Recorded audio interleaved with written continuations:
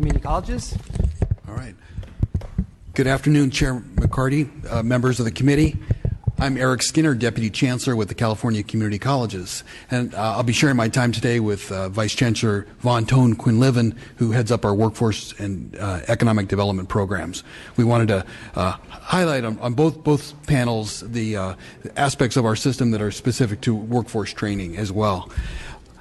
And I'd like to thank you for including us in this conversation. It's a vitally important conversation to the future of our state, and it's great to be here with our colleagues from UC and CSU. We have a really high level of collaboration at the current time with their segments, most notably around the UC transfer pathways and the associate degrees for transfer, but really touching on a broad set of policy issues on which we interface. So in terms of the California community colleges, we are California's #1 workforce provider. We train 70% of the nurses in the state, 80% of the first responders. As noted on the transfer front, 50% of CSU's graduates begin at a California community college. Almost a third of UC's graduates start at a California community college. So we provide major bandwidth to help build the human capital that helps Californians lift themselves up and helps the California economy to prosper. And so again, this is a vitally important conversation, and we're glad to be part of it. Both Vaughn and I are going to refer to this handout for a few graphics as we step through the presentation. And I'd like to begin in terms of enrollment trends, just to set a context. On page 3, the upper graph depicts the community college enrollments, both in full-time equivalent students and headcount students over the recent past. And I think it's really important that we set a context to this conversation. During the recession, significant budget cuts to the California community colleges, as is noted in the agenda, cuts of about $800 million to our system, forced significant reductions in enrollment. During that period of time, we were forced to push out 600,000 students measured in headcount. And so as we have this conversation about how is California going to train enough individuals to give them certificates, degrees, and other education in order to help drive this economy forward, we got to keep in mind that our state suffered a major setback during that recession in terms of our capacity, and that has a real impact on production. Thankfully, since then, the resources are starting to come back, and the graph depicts that since the recession, slowly the enrollments have been starting to build back in our system. That's through efforts including we're a large system, 113 colleges, 2.1 million students at the current time. We don't turn on a dime, so it takes a while for us to hire back faculty and staff, to add course sections, and importantly, to get the word out to our communities that courses are available again. What happened during the recession, when we had waiting lists that were longer than ever, when we turned away 600,000 students, that word permeates out into the community, and it takes a while to restore confidence in the community that, yeah, you can go down to the community college and sign up for a course.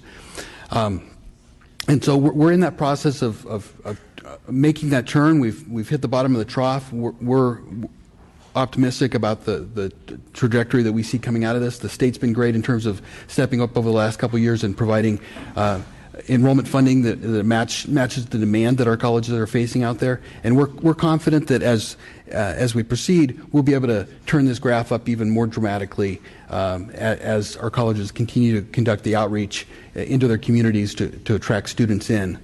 And so, but I think it is important to note where we're at in terms of we're trying to dig out of a problem that was created through funding instability. So both in terms of FTS, full-time equivalent students, and headcount, we're starting to add back.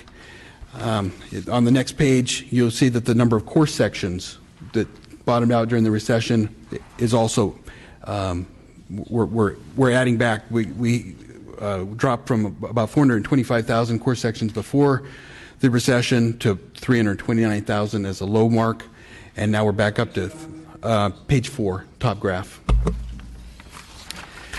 and we're back up to about 366,000. So again, we're headed in the right direction.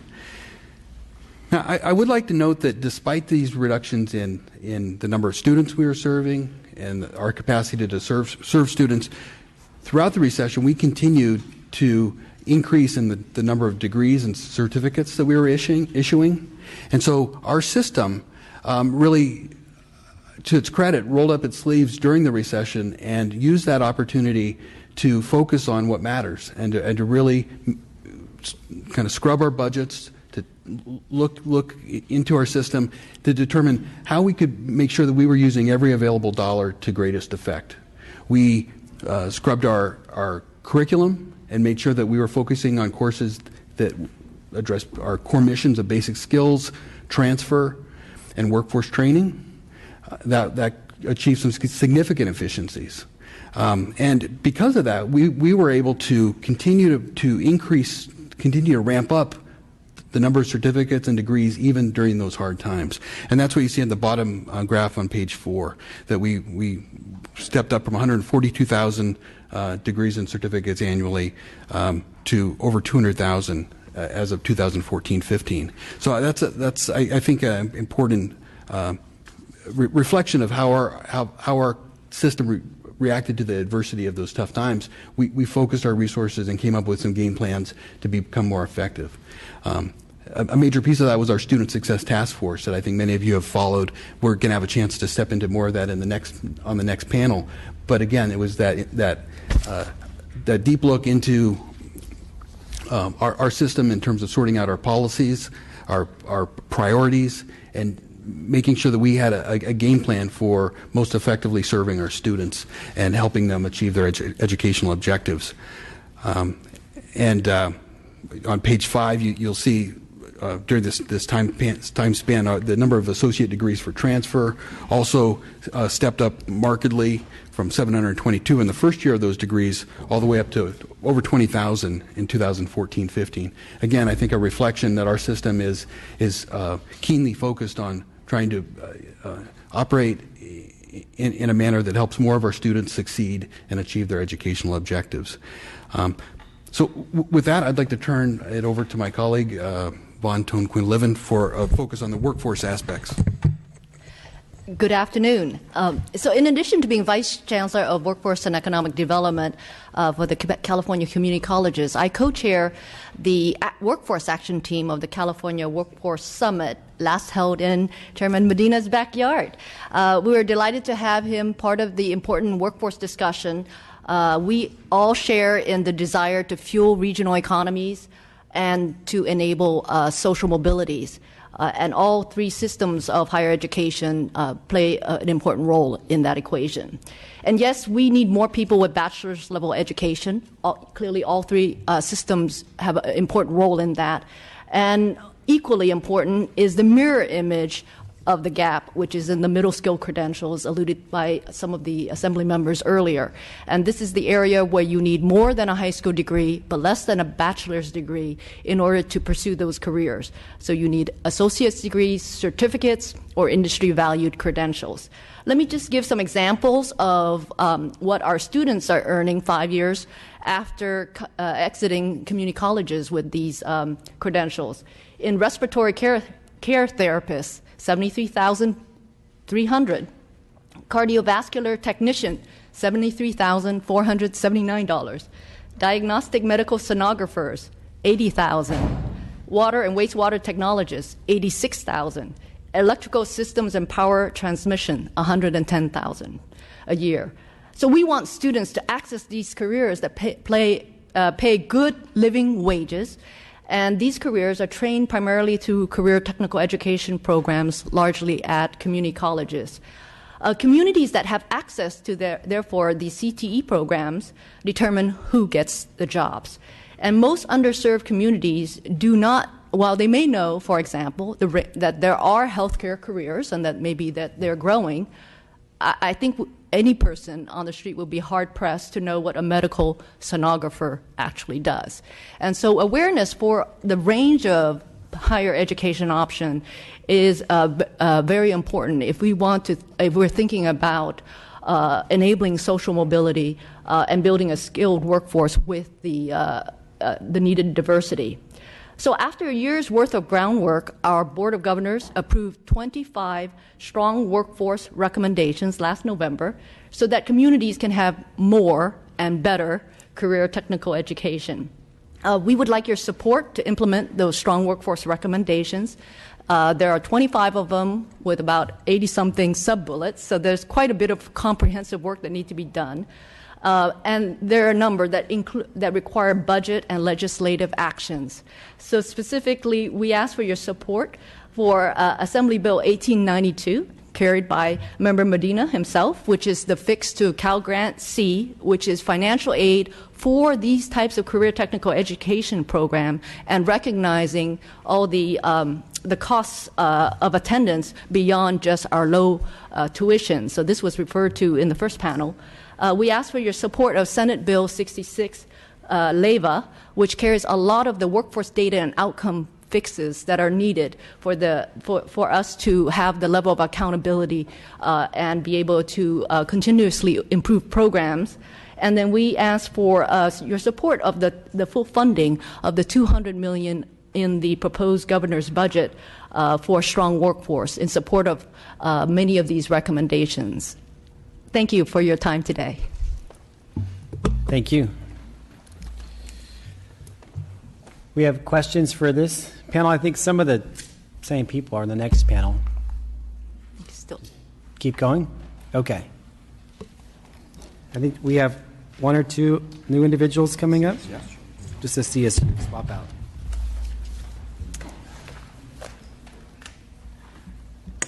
Could I begin to add additional content? Okay, great.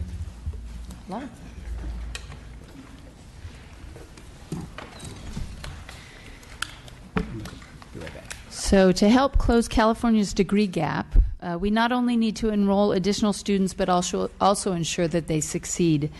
To ensure undergraduate success, my office leverages the institutional data and student survey results to evaluate trends, identify at-risk students, and recommend ways to improve undergraduate experience and outcomes. By traditional graduation measures, UC undergraduates are highly successful, with 85% of freshman entrants and 83% of Pell Grant recipients graduating in 6 years. In addition, 88% of our transfer entrants graduate in 4 years. And while UC's average cumulative loan debt is lower than the national average and that of our peers, any reductions we can make to time to degree translates to less expense for our students and their families. And UC has made great progress in lowering time to degree. Over the last decade, 4-year graduation rates have increased by almost 15 points, from 51% for the 2000 freshman cohort to 64% for the 2011 cohort. Graduation rates for Pell Grant recipients have also increased, from 45% to over 58% for that same period, but there does continue to be a gap.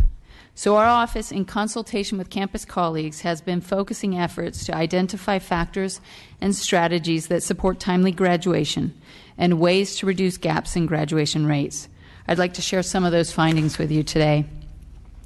First, our research has shown that it's critical that students get off to a good start and have a positive first-year experience. Undergraduates who go on academic probation in their first year are much less likely to graduate. We also know that undergraduates with a lower sense of belonging have lower graduation rates. So campuses are looking at summer bridge programs where new students get an early start on their academic work, smaller cohort programs, first-generation mentorship programs, and the establishment of learning communities is some of the ways to increase retention. Second, summer enrollment is critical to providing students a smooth transition to college, extra opportunities to enroll in gateway and high-demand courses, and a means to fulfill final requirements at graduation. We have found that almost 10% of our freshman entrants that graduate in 4 years take their final courses in that last summer. An additional 6% graduate one term after that 4th year, and if we could get some of those to take those final courses in the summer, that too would help increase 4-year graduation rates. But one of the challenges we face is the loss of summer Pell Grant support, which resulted in a drop in summer enrollment. We know without this critical financial support, it's much more difficult for low-income students to enroll in summer courses.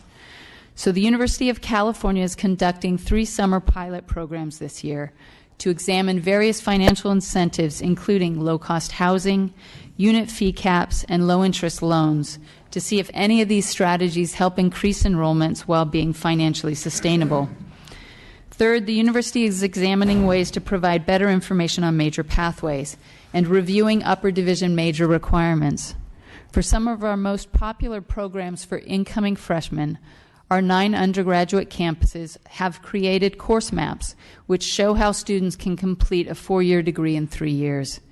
In addition, faculty across the system are reviewing upper division major requirements for the top 75% of undergraduate majors to see if there are any ways to reduce the number of units or courses required and still meet accreditation standards and learning outcomes. UCLA conducted a similar review called Challenge 45, where after reviewing 107 programs, 61 implemented changes to streamline the curriculum.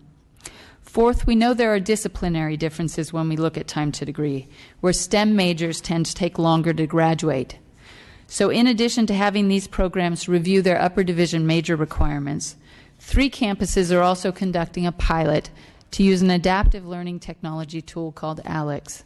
This online tool that was in part developed at UC Irvine uses adaptive questioning to determine a student's level of knowledge and then instructs them on topics that they're most ready to learn. This pilot will assess the tool's impact in improving outcomes in early STEM courses, including chemistry and mathematics. Fifth, campuses are all leveraging institutional survey data to identify undergraduates that may have a lower likelihood of completing a degree or graduating in a timely manner. Some campuses are using this information to target services in support of specific populations where achievement gaps are the greatest.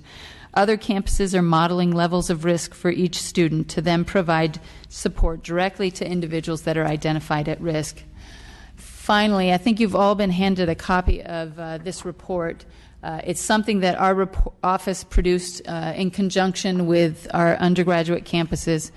It focuses on advising strategies to support timely graduation and identifies some of the best practices that we've seen across the UC system. This report focuses on strategies that look at programmatic strategies, technology and tools, and organizational improvement strategies, all that UC campuses are currently implementing to improve time to degree. The President has provided this report to campus leadership and is encouraging them to use this with campus advisors to look for other options that they might consider to help continue to improve our 4-year graduation rates and time to degree. This report is also published on our website for anybody else who would like to access it. And with that, I'm open for any questions after everybody else. If we could maybe just continue the presentations and then move that. Sure.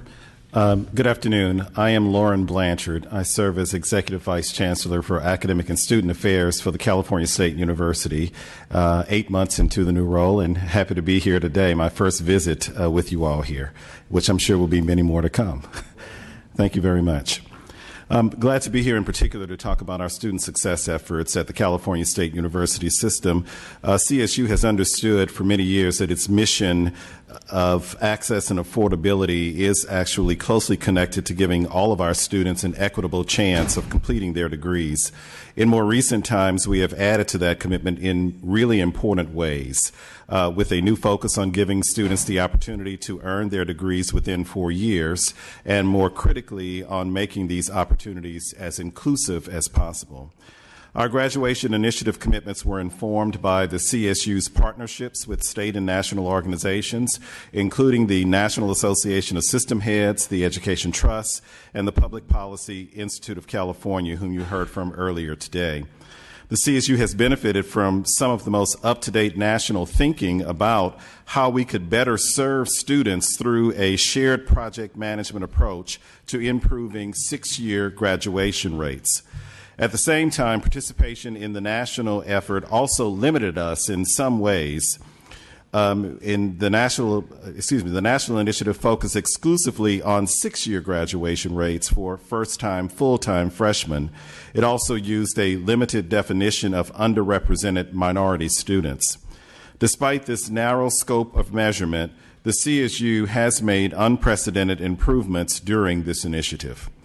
The CSU graduation initiative began in 2009 with our first phase, when leadership from across the CSU made an explicit system-wide commitment to improving 6-year graduation rates for all CSU first-time freshmen by 8 percentage points over a 6-year period. Also, the commitment was made to reducing the achievement gap by half. That is, the difference in the graduation rates for underrepresented minority students, including African Americans, Latinos, and Native Americans, compared to all other freshmen. Our baseline 6-year graduation rate at that time was 46%, and our goal was to improve it to 54%. This increase may not seem significant, but it really represented what would be an unprecedented jump in the 6-year graduation rates at the California State University. I'm proud to report that we did more than just meet this goal. We exceeded it by 3 percentage points, reaching a 57% graduation rate and 11 percentage point improvement during this period of time. The 2009 target cohort for the graduation initiative was different from our baseline cohort in some really important ways. It was larger, it was more diverse, and we really had students who were better prepared at entry. One of the biggest takeaways as we review the data is that preparation matters. And you heard some of that earlier with our not only the individuals that are seated here today, but certainly from PPIC as well. When the cohort entering in fall 2009 was sorted into 4 groups, and those 4 groups were ready in neither English nor math, ready in English only, ready in math only, or ready in both, we saw clear differences in students' graduation rates. 4-year graduation rates for students who entered their first fall term fully prepared for college math and English are nearly 4 times higher than rates for students entering the fall term and needing additional preparation in both mathematics and English. While I'm sure this is not surprising that preparation matters, college readiness in math and English at the beginning of the first term of enrollment really is a cornerstone for success in the academically rigorous coursework required to earn a degree. Our campuses continue focused efforts to provide academic support to ensure that all students are prepared to succeed in their coursework. As the system amplifies its efforts to improve 4-year graduation rates, student academic preparation will remain an important consideration. A critical component of the first phase of our graduation initiative was to break out this target cohort by racial and ethnic groups, and specifically the African American, Latino, and Native American students, and look at the gains each one made in 6-year graduation rates relative to the baseline comparison group.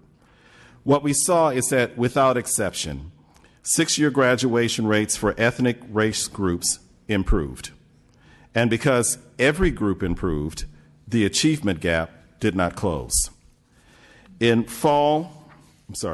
order for the achievement gap to narrow, we must see the underrepresented minority groups improve at a rate much greater than the non-underrepresented minority group. And thus, in January, Chancellor Tim White made his announcement during his State of the CSU address that we would be launching an effort to close the achievement gaps within the California State University.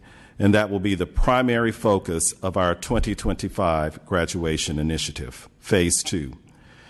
We know that this 11-point gain to 57% in our 6-year graduation rates was not accidental. Through the graduation initiative, every campus designated a student success team to design programs to facilitate the students' progress to their respective degrees. With this sense of purpose, campuses made significant improvements in student and academic services, which really benefited students. Students benefited from a full range of support to complete their degrees. They also needed flexibility in taking their courses. Online education expands students' choices to accommodate their complex schedules. CSU campuses delivered over 2,700 fully online individual course sections during fall 2015. These courses are available to all CSU students. Access to these courses allows students to complete their degrees in a more timely manner. Most of the enrollment for fully online courses comes from students on their home campus rather than from other CSU campuses. We offered more than 100,000 seats in fully online classes this past fall semester. We anticipate student demand for these cross-campus courses will grow as we improve our outreach, marketing, and infrastructure services. Independent of whether a course is delivered online or face-to-face, effective pedagogies are critical for student learning. We received state funding in 2013 to improve student success and to reduce bottleneck courses. Through the Course Redesign with Technology initiative, we implemented a variety of programs, including virtual classrooms, innovative pedagogies, the expansion of e-advising, and other efforts. 3 years later, these blended education innovations are showing significant benefits. However, the work still continues. Largely through your efforts, we were recently, last year, awarded a $38 million investment in student success and completion initiatives, for which we are forever grateful. Campuses have now continued investment in student success because of this $38 million infusion. Additional tenure-track faculty emerged as the top system-wide priority for meeting student needs, with enhanced advising and implementation of high-impact practices following closely behind. This significant funding allows us to meet immediate needs and positions us well to meet our goals for Phase 2, the 2025 Graduation Initiative. In fall 2014, the Chancellor convened all 23 presidents, provosts, vice presidents for student affairs, and faculty senate chairs to discuss the 2025 graduation initiative goals, which were included in the materials published for this hearing. Building on the Public Policy Institute of California projections for the anticipated need for college graduates in 2025, we set our CSU 2025 freshman graduation rate goal at 60%. Additionally, we remain focused on closing the gaps along racial and ethnic lines and have set explicit targets to improve our 4-year graduation rates for freshmen and 2- and 4-year transfer graduation rates. It is important to note that these goals were set in advance of closing our first phase of the initiative and will leave opportunity for re-examination in light of its outcomes. We learned from our 2009 graduation initiative that good outcomes are achieved when we set ambitious targets and put the expertise, passion, and commitment of the entire campus community and the CSU system into student success programs. I am proud to have been able to share the good news of our success in the 2009 graduation initiative. Just as a way to summarize it, we surpassed our goals for 6-year graduation rates. We saw outcomes improve for all students, and we now look forward to improving student success through the 2025 graduation initiative. As we conclude, I just want to take a quick moment to reflect on who the CSU actually is and who we serve today. The CSU is the most ethnically diverse university system in the nation.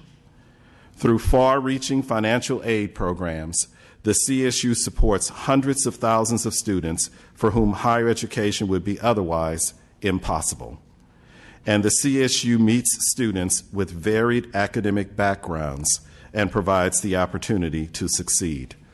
We are quite proud of the progress that we have made on our campuses, and that we look forward to continuing our work in improving our graduation rates and, most importantly, in closing the achievement gaps among our underrepresented groups of students.